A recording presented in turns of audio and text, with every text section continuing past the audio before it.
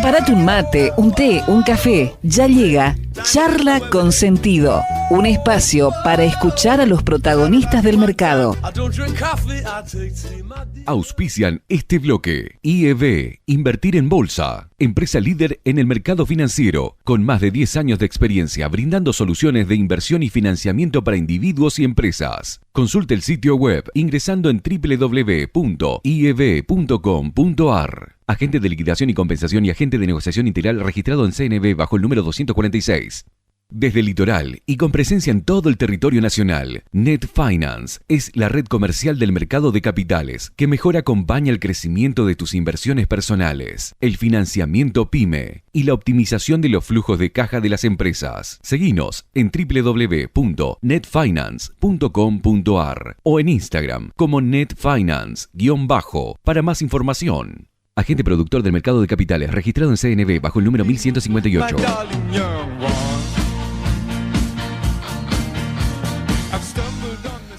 8:53 y ahí estamos ya entonces con el inicio de nuestras charlas con sentido del día de hoy. ¿Con qué invitado, señor Seba Bordato? Bueno, es portfolio manager de renta fija de Delta Asset Management, administró los fondos de inversión también de Cohen hasta que se generó la fusión que ella misma va a explicar entre Cohen y Delta.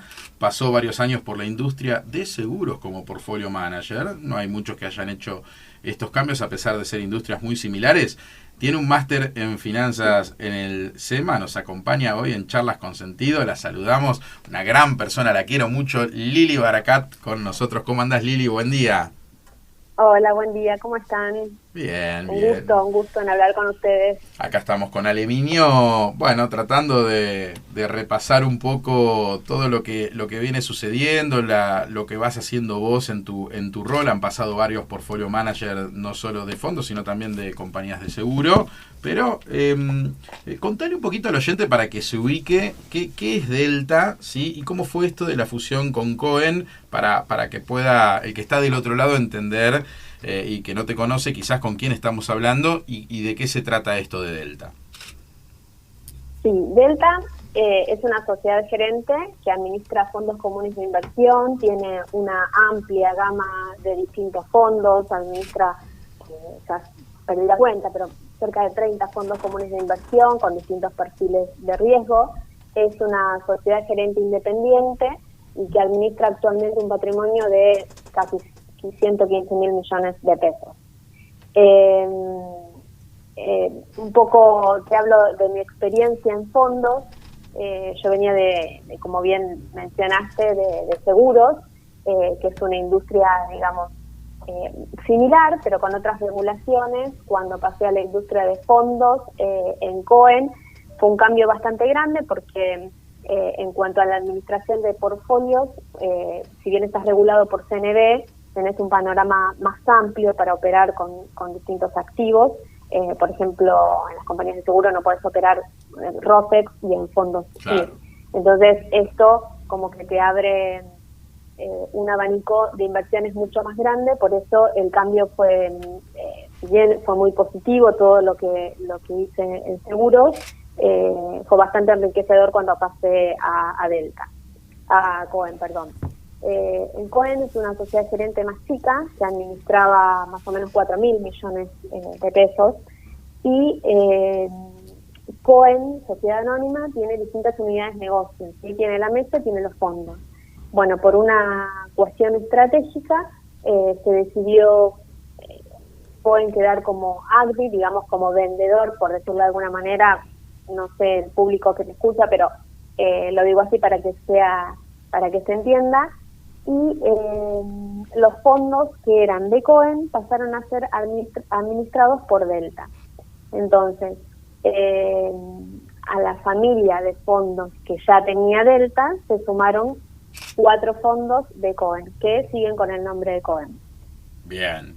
Digamos, cómo se maneja en el fondo y demás no ha cambiado. Los fondos siguen con el mismo espíritu, ¿sí? Pero administrados por, digamos, otra sociedad gerente. Lili, Alejandro, perdón. Sí. Sí, no, por favor. Pregúntame. Te queríamos preguntar, teniendo en cuenta de que también acá en el programa uno de los objetivos es de alguna forma fomentar entre los más jóvenes a estudiar carreras también relacionadas con las finanzas. ¿Cuál sería tu mensaje justamente hacia ese sector, teniendo en cuenta tu formación en el SEMA, trabajando además también en un sector tan relacionado con esta materia, destinado por ahí a chicos que estén pensando en poder seguir carreras vinculadas a lo financiero? Mira, yo digo que para mí es necesario y debería ser obligatorio desde la escuela primaria formar en este sentido, ¿no? Yo vengo de una familia humilde, tradicional, donde a mí me habían enseñado de chica juntar para el ladrillo y la casa. Y de repente estudiar finanzas me cambió la cabeza, porque dije, no es malo endeudarse, no es malo tomar deuda. A ver, ¿qué es eso de los mercados? Entonces, digamos, te abre un panorama tanto para entender la economía como también para la formación individual de cada uno, ¿no? Y cumplir objetivos, llegar, saber hasta dónde uno, por ejemplo, puede tomar deuda, hasta dónde no y demás. Y ahí empezás a entender un poco y bastante cómo funciona la economía también, ¿no? Porque un país se endeuda más de lo que tiene que endeudarse y demás. Así que no le tengan miedo, diría, cuando a veces uno nombra el mercado, los bonos. Tengo amigas incluso que no son de este rubro y les parece que es un chino básico, y la realidad es que no, es que hay que perder el miedo, animarse a mirar, a leer, empezar de a poco a formarse, y eso abre muchos caminos. Que además es parte de nuestra vida diaria, Lili. Es muy bueno el mensaje que das, porque todo es económico y todo es financiero. O sea, son dos variables totalmente distintas. A vos te puede ir muy bien en lo económico y irte muy mal en lo financiero y podés quebrar. Acá estamos viviendo en una Argentina, te pasará en los clientes de ustedes, que la pyme tradicional quiere sobreestoquearse, ¿no?, para protegerse contra la inflación, que está muy bien, no digo que esté mal. Hay muchos empresarios que han hecho mucho dinero y no lo voy a cuestionar, pero también después pasa que tienen que salir a pagar sueldos y toman descubiertos en el banco por haberse estoqueado, no sé, al 80% para poder pagar los sueldos porque no se les cayó las ventas. Entonces todo es un equilibrio, hay que tener mucho cuidado en un montón de variables, y está muy bueno el mensaje que das. Y la pregunta un poco que Ale te dice es porque aquí en la provincia de Misiones lo que pasa es que hay una universidad en la capital de la, por lo menos estatal y buena, claro, que es la UNAM, y bueno, y los chicos a veces tomar la decisión de irse desde el interior, y es una provincia chica igual, pero te imaginarás, Lili, que trasladarse desde Puerto Iguazú, desde Banda, o sea, son 250 kilómetros hacia la capital de la provincia, a veces les da un poco de miedo. A raíz de este programa nos han llamado muchos y bueno, hay planes, hay becas, hay de todo, y por eso está bueno también tu mensaje. Hay que estudiar. Después, cuando uno pone un comercio o trabaja, todo es financiero. Cuando compro con tarjeta de crédito, todo en cuotas, o sea, bueno, ¿cuándo lo hago? ¿Cuándo no? ¿Cuándo me conviene? ¿Cuándo no? Y bueno, y salirse un poco de ese plurito que dijiste vos, que a mí también me pasó. Nuestros padres nos bajaban un mandato y hoy eso cambió. Hoy un millennial no quiere ni tener una casa propia porque prefiere quizás alquilar, y eso antes era todo un paradigma. Así que totalmente. Muy bueno lo que traes. Y en lo que tiene que ver con la coyuntura actual también, Lili, como funcionaria, como responsable también de inversiones de muchos de los clientes de la empresa en la que te desempeñas, ¿cuáles fueron, digamos, las primeras conclusiones, tanto personales tuyas como de análisis a lo mejor de equipo, en torno al escenario poseleccionario en materia también de comportamiento de los bonos argentinos en pesos? ¿Qué capacidad de repago hay? ¿Cuáles fueron los rendimientos observados también en estos primeros días, después de las elecciones? Sí, a nosotros nos pasó en los fondos, digamos, que antes de las elecciones había mucho temor con qué es lo que pasaba, si iba a cambiar o no el resultado de las PASO y demás. La realidad es que estaba difícil cambiar el resultado, entonces la pregunta era, ¿qué va a pasar el día después de las elecciones? ¿Se va a devaluar? ¿No se va a devaluar? ¿Qué medidas van a tomar? estamos en una economía bastante complicada, donde, como sabemos, la brecha cambiaria es muy alta. Tenemos, o sea, esa brecha con bastante cepo, reservas internacionales bajas, déficit fiscal alto, una inflación que no para, un riesgo país muy alto también. Entonces, digamos, todo este conjunto de variables sabemos que no van a cambiar de un día para el otro, y la pregunta es en qué momento se va a tomar una decisión, será antes o después de las elecciones. Lo que pasó con los inversores, la mayoría decidió cubrirse ante una devaluación, y las suscripciones que hemos tenido en los fondos Dollar Link ha sido desmesurada, ¿sí? Muchísimas personas queriendo tomar coberturas. Los fondos Dollar Link son aquellos que tienen instrumentos atados a la evolución del dólar. Del dólar oficial, recalcamos, dólar oficial, porque por ahí, viste, la gente se marea un poco de tantos dólares que hay, del dólar que más barato está, ¿no? Exacto. Sí, los fondos comunes de inversión no pueden invertir más de un 25% en las carteras de bonos hard dólar, por decirlo de alguna manera. Entonces, una forma de cubrirte es comprando otros activos que sigan la evolución de los dólares oficial, digamos. Entonces, como no es fácil dolarizarse y estar cubiertos, han tomado cobertura suscribiendo a estos fondos.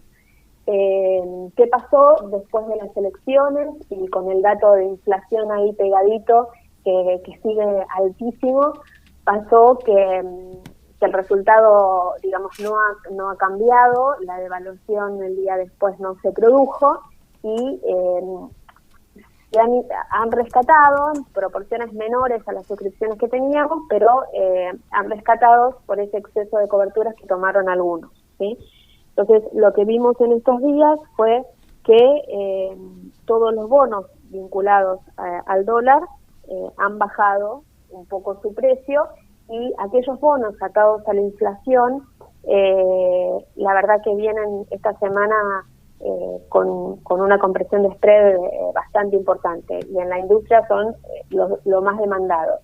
Si me preguntas por qué, digamos, la pregunta del millón y la que nos hacen clientes y demás es ¿en qué conviene estar? ¿En inflación o en dólar link? Y la verdad que la pregunta no es fácil, porque sabemos que esto, digamos, no se soluciona de una manera fácil, porque tenemos un problema macroeconómico bastante complejo, y que si querés arreglar una cosa se te desordena la otra, por decirlo de alguna manera. Entonces, ¿cómo se soluciona esto o qué ver? No sé, nosotros vemos que la inflación sigue aumentando y que una devaluación tiene que haber. El tema es buscar el timing y seguir día a día las noticias y las variables para ver cuándo estar en uno y pasarte al otro. Claro, aparte que ninguna de esas medidas por ahí tan enérgicas se tomaron, hubo atisbos, hubo por ahí una especie de, casi que te diría, de pequeños gestos en torno a determinadas cuestiones, pero nada muy en concreto tampoco, ¿no? Nada en concreto. Ahora hay mucha expectativa con ver si se acuerda o no se acuerda con el FMI. Entonces, lo que hay que hacer es plantear distintos escenarios, porque, digamos, el gobierno enfrenta vencimientos muy importantes que empiezan los más fuertes están en diciembre y en marzo del próximo año. Entonces, ¿va a haber acuerdo antes de esas fechas o no? ¿Y qué tipo de acuerdo? Porque, digamos, ¿cómo hacemos para emprolijar la política monetaria y cambiaria? Entonces, cuando vos tenés una brecha tan alta, estos niveles de inflación, es como que siempre las sábanas cortas. Claro. Entonces, está bastante difícil la situación, y con el nivel bajo de reservas que tenemos, ¿no? Qué bueno ahí que Delta, vos lo mencionabas al principio, bueno, tiene una familia de fondos muy, muy grande, y con esta fusión con Cohen todavía más grande, con lo cual hay distintas alternativas para los distintos perfiles. Siempre decimos lo mismo en mi rol profesional, que tiene que ver con con ser agente productor, por supuesto, de perfilar bien al cliente, ¿no? Entonces, no hay soluciones iguales para todos y por eso una administradora como ustedes, una de las líderes en la Argentina, tiene tanta familia de fondos, porque por supuesto hay carteras diferentes para distintos. No es lo mismo una pyme importadora que una pyme exportadora, no es lo mismo un cliente que tiene 40 años y que tiene un determinado nivel de ingresos que un chico de 25 y ni hablar una persona de 60, 70 años. Entonces, eso es muy atractivo que una gestora, acá han pasado varias ya, y en cuanto a Delta, lo que observamos, yo que conozco un poco más de lo que es el mercado y para que el cliente también lo entienda, está bueno esto, ¿no? Saber perfilar y hacia dónde va. Y bueno, los instrumentos es un poco lo que acá estamos hablando con Lilia Baracat, ¿sí? Portfolio manager de renta fija de lo que es el grupo Delta. Y bueno, es importante ir viendo cómo los instrumentos, lamentablemente hay pocos, ¿no? ¿Sentís que en ese sentido Argentina está un poco aburrida con nos gusta que la gente vaya escuchando de a poquito la palabra, crowding out, ¿no? Con todo el flujo de capitales yendo hacia el Estado, eso es el crowding out, y entonces ustedes los portfolios un poco que empiezan solo a tener que operar lo que hay, porque hay poco privado, ¿no? Lo que hay y hay poco, sí, totalmente. Nosotros a veces antes de las elecciones, cuando les mencionaba que todos pedían cobertura, entonces, claro, te aumentan las suscripciones en los fondos para tener cobertura y decís, bueno, me está entrando millonada de plata, ¿qué hago con esa plata? Totalmente. Entonces, ¿qué es lo que compro? Y tenemos contactos con muchas empresas y no te conviene salir al mercado con una tasa tan baja porque, digamos, el que sale a emitir ahora sale con tasas terriblemente bajas. Claro. Y las empresas mismas te dicen, no, yo no puedo ahora, por más no necesito y me estoy cubriendo de otra manera. Entonces, ¿dónde terminás? Terminás en lo poco que hay, donde todos nos matamos por esos activos, por eso los rendimientos de lo que es título privado tienen rendimiento negativo, los que son buenos créditos, y después terminás en los bonos soberanos. Entonces, siempre es todo muy chiquito. Ayer después, me preguntaba Lili, una empresa que no puede comprar bonos soberanos, que le cotizara por bonos privados. Estamos hablando de deuda de empresas de primera línea que, claro, el inversor dice, entre tener deuda del Estado y tener deuda de, no sé, Pan American, incluso YPF, te la pongo en el nivel, a pesar de que sea una empresa estatal, o empresas que están AES, que están en Latinoamérica, bueno, hay de todo, pero cuando vas a Dollar Link y a Argentina, que hay buenos créditos, no hay mercadería, es decir, no hay mercado de capitales. Es muy triste eso para nosotros.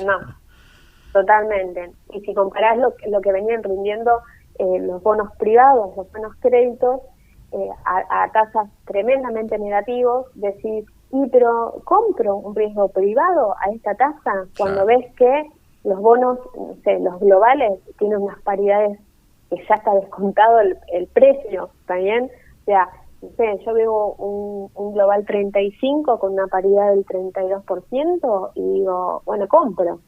Te gusta, ¿no? Ahí sí, es un poco el común denominador de los portfolios. Hay algunos que no quieren entrar mucho en eso, pero digo, entre tasa negativa como pasó creo que la semana pasada, el TV22 estaba en casi 14% negativo, algo descomprimió. Digo, entre comprar un bono que te da pesos y que ajusta así, quizás ir a un global con estas tires te gusta, ¿no? Como para una inversión. Mira, sí, a mí sí me gusta en los portafolios, o sea, te separo la pregunta, ¿no? En los portafolios tenés que tener la cartera bastante diversificada en los fondos y tratar de minimizar el riesgo de la mayor forma posible, ¿sí? Si tenés fondos, digamos, con perfiles de cobertura, conservador. Ahora, si vos me decís para la personal, yo te digo, sí, la verdad que me llama la atención un bono así. No voy a ir a cubrirme para mis finanzas personales en un corporativo de tasa negativa. Ahora, no mires tu market todos los días porque no es apto para cardíaco. Claro. O sea, esto estoy hablando de comprarlo, tenerlo y bueno, y tenerlo por un buen tiempo, porque digamos, la situación es muy compleja y esto no se soluciona de un día para el otro y sin algún golpe por algún lado. Pero bueno, digamos, decís, algo hay que hacer y estas paridades son bastante, o sea, en un escenario complejo, ¿no? Los globales ya tienen, digamos, priceado este escenario, y en un escenario extremo, ¿qué le pasa a los corporativos? Entonces también hay que hacerse esa pregunta, ¿no? Seguro. Cuando ves un spread tan negativo. Seguro, que pero es bueno, lo que está pasando. Ahí exacto. han pasado varios economistas por acá. Por supuesto, previo a las elecciones, algunos, voy a decir lamentablemente, porque para mí el economista era como el intachable, pero también tienen derecho a, son ciudadanos y a formar parte de un espacio político. Y bueno, quizás algunos que uno antes sabía que eran más objetivos, bueno, hoy atrás hay un espacio político y bueno, dicen algunas cosas que quizás no sé si es las que realmente piensan. En cuanto a este contexto que te menciono, acá ha pasado, me acuerdo, bueno, Fausto Potorno, Marul, Diego Martínez Bursaco, han pasado varios. Se había hablado, no sé si recordar, si se había instalado por una parte de esos economistas la idea de un plan Bonex, que siempre pasa lo mismo, previo a las elecciones. Yo tengo mi punto de vista, pero me gustaría conocer el tuyo en relación a una posible, que obviamente las posibilidades siempre están en todo, pero digo, el grado de ocurrencia de una situación por el estilo, ¿lo ves preocupante? Ustedes tienen unas carteras, obviamente, con esto que conté antes de Crowding Out, obviamente con un montón de títulos del Estado.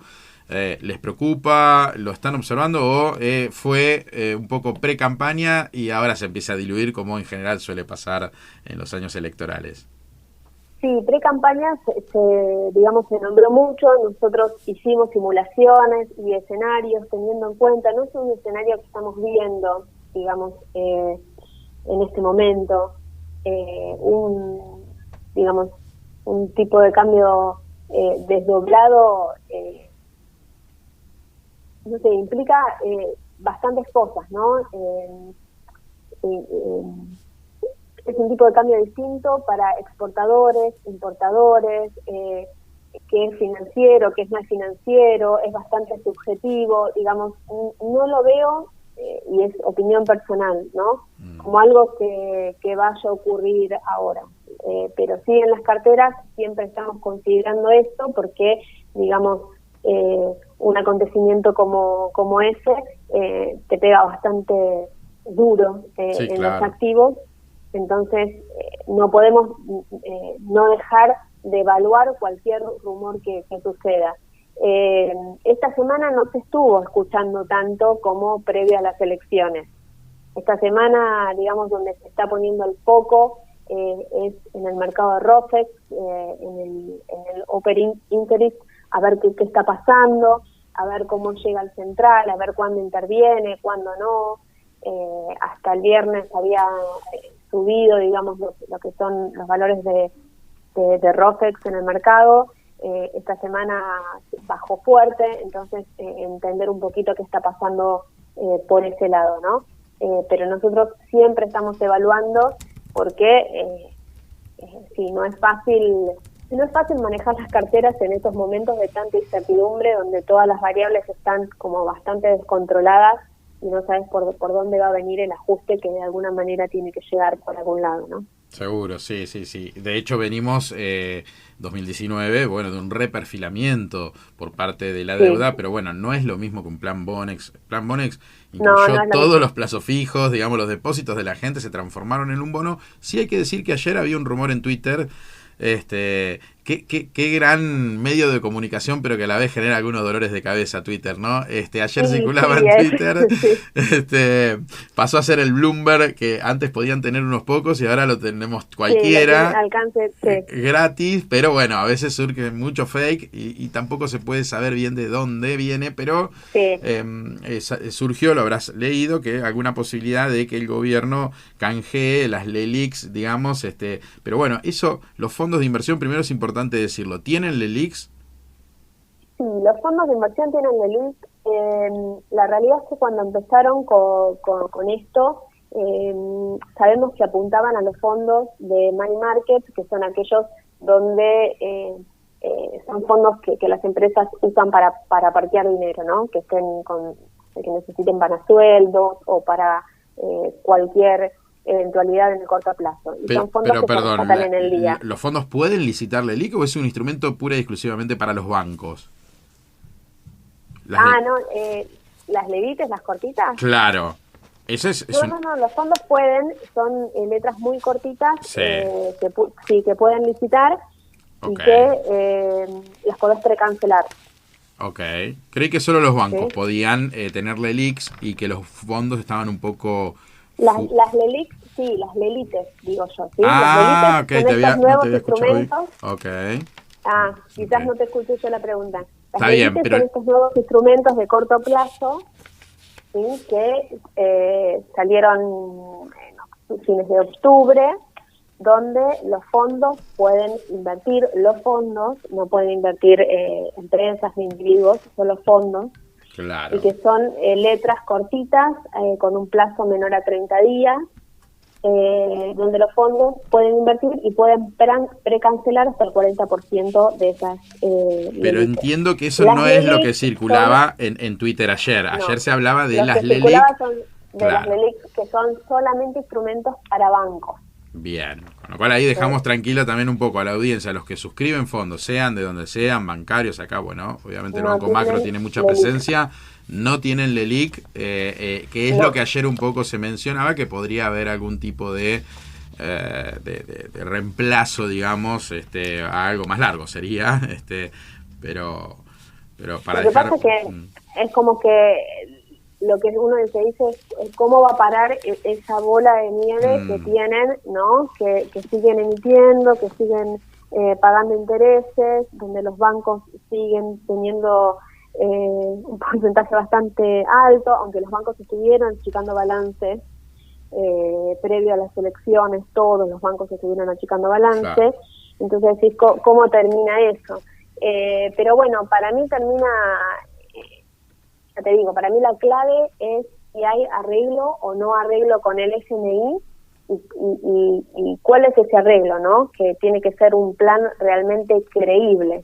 Esta mañana, no sé si llegaste a leer algo, porque sé que haces deporte tempranito, pero se juntó Guzmán con Mansur, y si uno lee la nota muy así, es muy cortita, salió en El Cronista, pareciera que hay un giro a la derecha y de que o menos hacia la izquierda o con menos cepo, como le querramos llamar, donde habría un plan digamos que sería bastante coherente para que, por supuesto, con un ajuste en el medio. El ajuste es inevitable, lo dijiste hace un ratito vos. Es inevitable. El tema es, siempre recuerdo, vos no sé si ya estabas en el mercado, calculo que sí, Lili, pero que allá por el 2001 la gente, los ciudadanos, no queríamos salir de la convertibilidad, ¿sí? Y un poco tenemos que hacernos cargo de que no quisimos salir de la convertibilidad, independientemente de la ideología o de cómo se comportó el Ejecutivo, no estábamos preparados psicológicamente y entonces salimos desordenados. Acá el tema es si salimos desordenados o ordenados.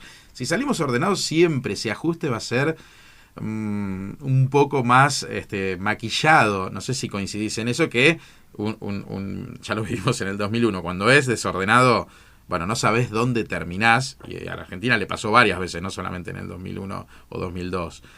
Me parece que pasa por ahí, ¿no? Ojalá que haya un plan ahora con reducir el déficit fiscal, que es el gran problema que tenemos en Argentina, lo mencionaste también al principio, con esto de que gasto más de lo que me ingresa, bueno, no es eterno.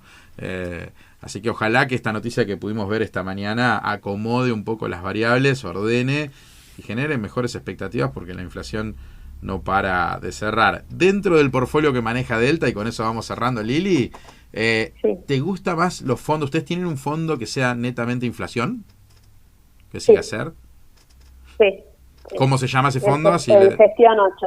Delta Gestión 8. Bien, así la gente si puede. Sí, ¿Y tenemos un fondo que sigue ser únicamente, sí. Bien, ¿y cómo los pueden ubicar?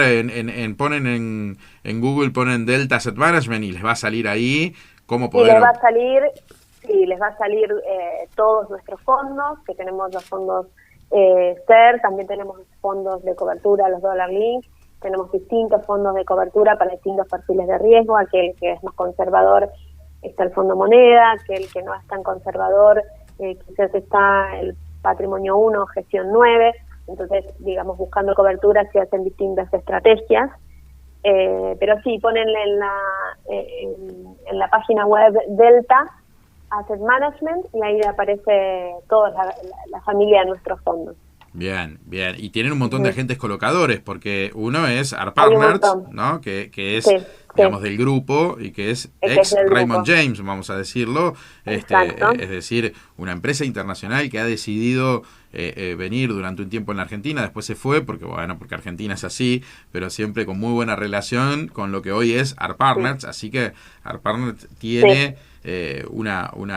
digamos, detrás todo un andamiaje que ha permitido que en su momento tenga, digamos, un broker internacional del tamaño de Raymond James, así que, bueno, ingresando en la página, ya sea por ahí o por incluso con distintos bancos comercializan los fondos Delta. Sí, hay que... bancos internacionales también que están comercializando nuestros fondos y después hay una gama de canales bastante amplia, ¿no?